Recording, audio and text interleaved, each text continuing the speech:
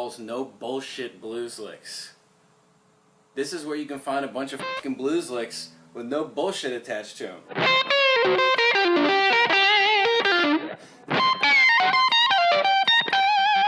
So that's the lick I'm going over right now. Now this is a Marcus King inspired lick. I recently have just learned about Marcus King. Surprisingly, I don't know how I haven't heard about him, but literally within the last probably 6 months I started listening to him a lot. And I mean, he's the shit. He's got some licks. He's got some for real licks.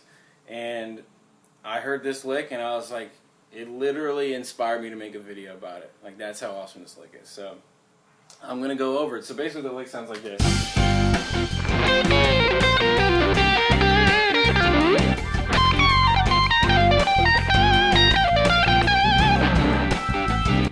So that's the lick, and yeah, it's pretty badass.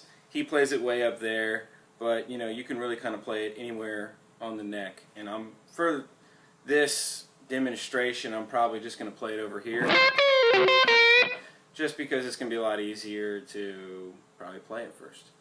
But then we'll move it up here. So first things first, let's figure out what position we're in. So we're in the key of G, and normally, you know, most blues players, we're going to play in this G pentatonic blues box. Like, that's a pretty standard area. But, so, what we're going to actually do for this lick is we're going to scoot up one more position.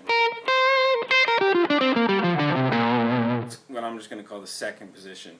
And he plays it so right here. So your index finger is on the 6th fret of the high E string.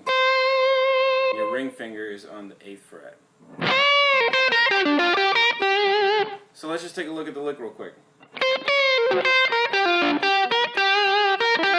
So that's the whole thing. Now let's sort of break this lick up into its segments, because every blues lick sort of has, or blues licks like these have multiple sort of parts to them that create the lick and make it an entire lick. The first part is really like, it's like this. So that's sort of the first part, or you could say, and really even that is 2 licks. There's that, and then,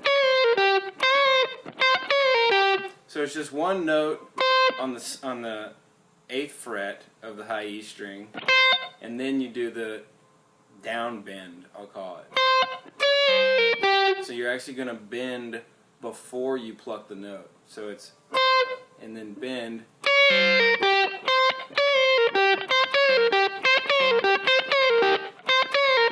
When you sort of get used to preemptively bending your notes, this becomes a lot easier. And that's what creates the da-dee-da-do. So yeah, so hit this note, and then you bend before you hit the next note. So that's the next part. Second. That's pretty easy, but actually it's a little weird at first getting used to it. It's really this that's weird. Because normally we'll just play no sort of, no bend with the index finger. But getting your index finger, you're always bending on that minor third. So you're kind of in between the minor third and the major third. Sort of a microtonal bend. It's a little weird at first, but you got to get used to it. So altogether with those 2 parts, that's what we got. Then the next part.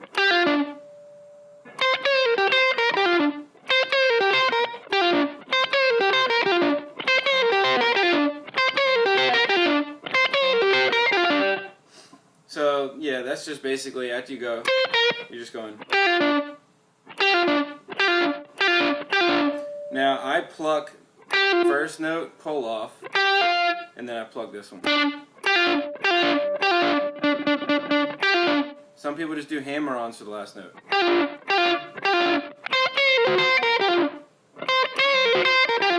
Just when I get a little upstroke on it, it helps me to make sure that that note rings out, because that can be sort of an easy note to just kind of. squeak. See, that's if you don't plug it, but then so you get a nice little. It makes it stronger. So that's 3 parts together. Here's our 4th part. This is the part that has a lot of feel in it.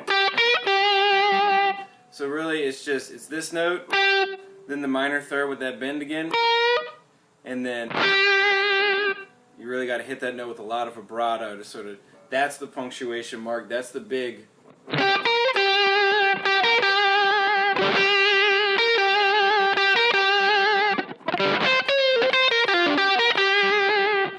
So that's the 4th part, and then this is the very last part. You just do this again.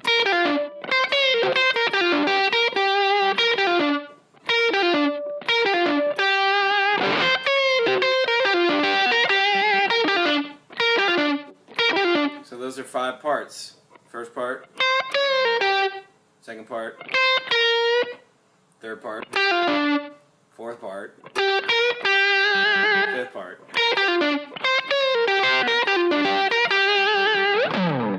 And this is how it sounds.